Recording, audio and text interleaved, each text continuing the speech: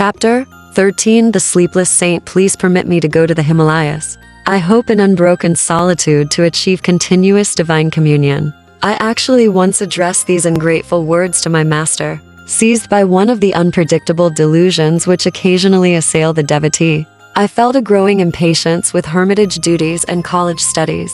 A feebly extenuating circumstance is that my proposal was made when I had been only 6 months with Sri Yukteswar. Not yet had I fully surveyed his towering stature. Many hillmen live in the Himalayas, yet possess no God perception. My guru's answer came slowly and simply. Wisdom is better sought from a man of realization than from an inert mountain. Ignoring master's plain hint that he, and not a hill, was my teacher, I repeated my plea. Sri Yukteswar vouchsafed no reply. I took his silence for consent, a precarious interpretation, readily accepted at one's convenience. In my Calcutta home that evening, I busied myself with travel preparations. Tying a few articles inside a blanket, I remembered a similar bundle, surreptitiously dropped from my attic window a few years earlier. I wondered if this were to be another ill-starred flight toward the Himalayas. The first time my spiritual elation had been high, tonight conscience smote heavily at thought of leaving my guru.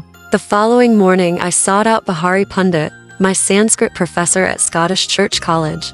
Sir, you have told me of your friendship with a great disciple of Bhaduri Mahasaya. Please give me his address. You mean Ram Gopal Musumdar. I call him the Sleepless Saint. He is always awake in an ecstatic consciousness. His home is at Rambapur, near Tarakeswar. I thanked the Pundit, and entrained immediately for Tarakeswar. I hope to silence my misgivings by wringing a sanction from the Sleepless Saint to engage myself in lonely Himalayan meditation. Bihari's friend, I heard, had received illumination after many years of Kriya Yoga practice in isolated caves. At Tarakeswar, I approached a famous shrine. Hindus regard it with the same veneration that Catholics give to the Lord's sanctuary in France. Innumerable healing miracles have occurred at Tarakeswar, including one for a member of my family. I sat in the temple there for a week, my eldest aunt once told me, observing a complete fast. I prayed for the recovery of your uncle Sarada from a chronic malady. On the 7th day I found a herb materialized in my hand. I made a brew from the leaves, and gave it to your uncle. His disease vanished at once, and has never reappeared. I entered the sacred Tarakeswar shrine. The altar contains nothing but a round stone.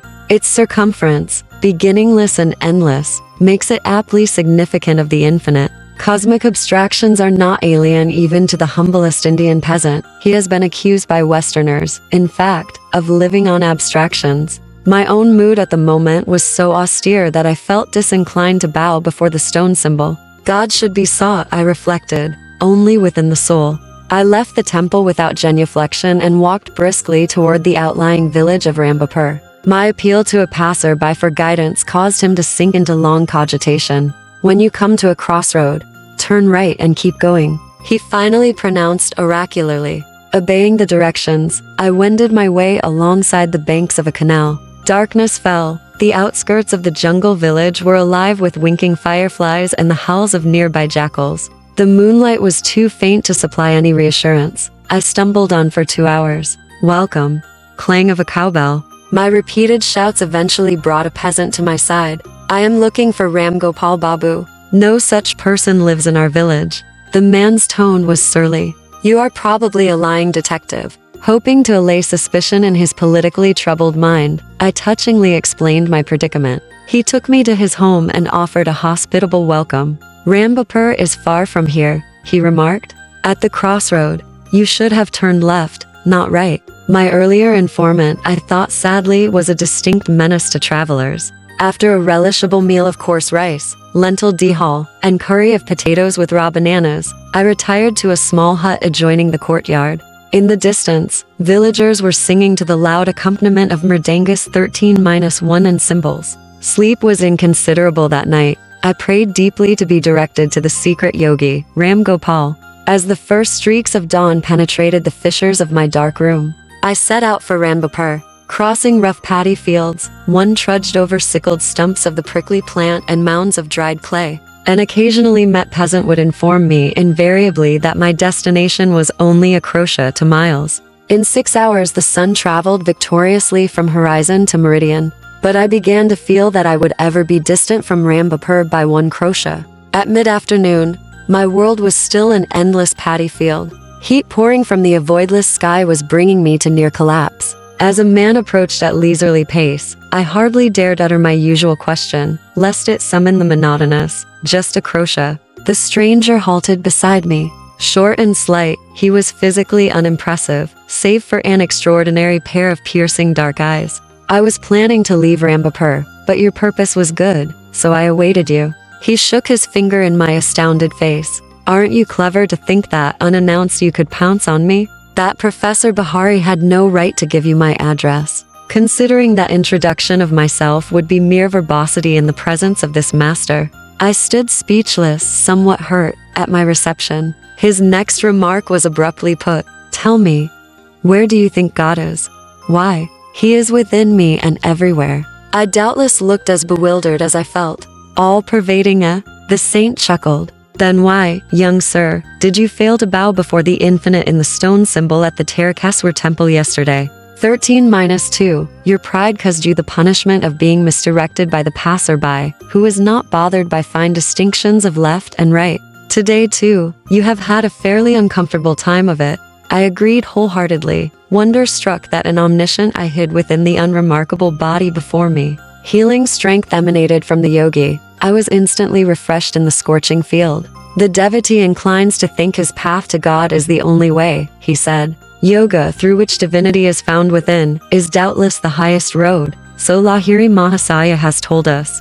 But discovering the Lord within, we soon perceive him without. Holy shrines at Tarakeswar and elsewhere are rightly venerated as nuclear centers of spiritual power. The saint's censorious attitude vanished. His eyes became compassionately soft. He patted my shoulder. Young yogi, I see you are running away from your master. He has everything you need. You must return to him. Mountains cannot be your guru. Ram Gopal was repeating the same thought which Sri Yukteswar had expressed at our last meeting. Masters are under no cosmic compulsion to limit their residence. My companion glanced at me quizzically. The Himalayas and India and Tibet have no monopoly on saints. What one does not trouble to find within will not be discovered by transporting the body hither and yon. As soon as the devotee is willing to go even to the ends of the earth for spiritual enlightenment, his guru appears nearby. I silently agreed, recalling my prayer in the Benares hermitage, followed by the meeting with Sri Yukteswar in a crowded lane. Are you able to have a little room where you can close the door and be alone? Yes. I reflected that this saint descended from the general to the particular with disconcerting speed. That is your cave. The yogi bestowed on me a gaze of illumination which I have never forgotten. That is your sacred mountain. That is where you will find the kingdom of God. His simple words instantaneously banished my lifelong obsession for the Himalayas. In a burning paddy field, I awoke from the monticulous dreams of eternal snows. Young sir, your divine thirst is laudable. I feel great love for you. Ram Gopal took my hand and led me to a quaint hamlet. The adobe houses were covered with coconut leaves and adorned with rustic entrances. The saint seated me on the umbrageous bamboo platform of his small cottage. After giving me sweetened lime juice and a piece of rock candy, he entered his patio and assumed the lotus posture. In about 4 hours I opened my meditative eyes and saw that the moonlit figure of the yogi was still motionless. As I was sternly reminding my stomach that man does not live by bread alone, Ram Gopal approached me. I see you are famished. Food will be ready soon. A fire was kindled under a clay oven on the patio. Rice and dihal were quickly served on large banana leaves. My host courteously refused my aid in all cooking chores. The guest is God, a Hindu proverb, has commanded devout observance from time immemorial. In my later world travels, I was charmed to see that a similar respect for visitors is manifested in rural sections of many countries. The city dweller finds the keen edge of hospitality blended by superabundance of strange faces. The marts of men seemed remotely dim as I squatted by the yogi in the isolation of the tiny jungle village. The cottage room was mysterious, with a mellow light. Ram Gopal arranged some torn blankets on the floor for my bed and seated himself on a straw mat. Overwhelmed by his spiritual magnetism, I ventured a request. Sir, why don't you grant me a samadhi? Dear one, I would be glad to convey the divine contact, but it is not my place to do so. The saint looked at me with half-closed eyes.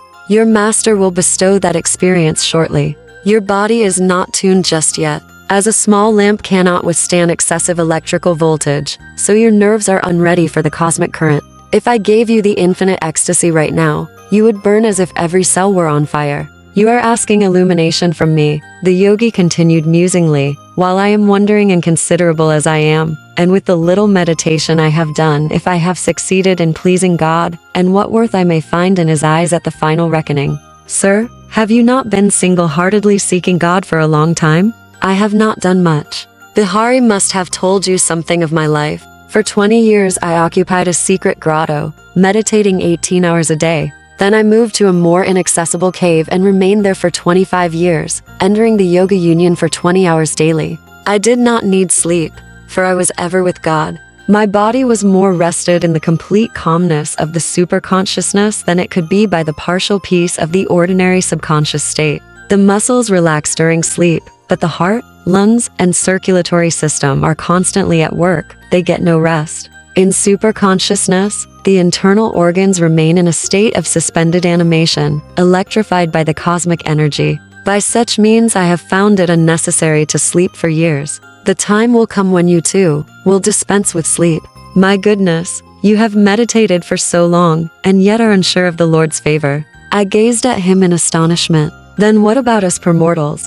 Well, don't you see, my dear boy, that God is eternity itself? To assume that one can fully know him by 45 years of meditation is rather a preposterous expectation. Babaji assures us, however, that even a little meditation saves one from the dire fear of death and after-death states. Do not fix your spiritual ideal on a small mountain, but hitch it to the star of unqualified divine attainment. If you work hard, you will get there.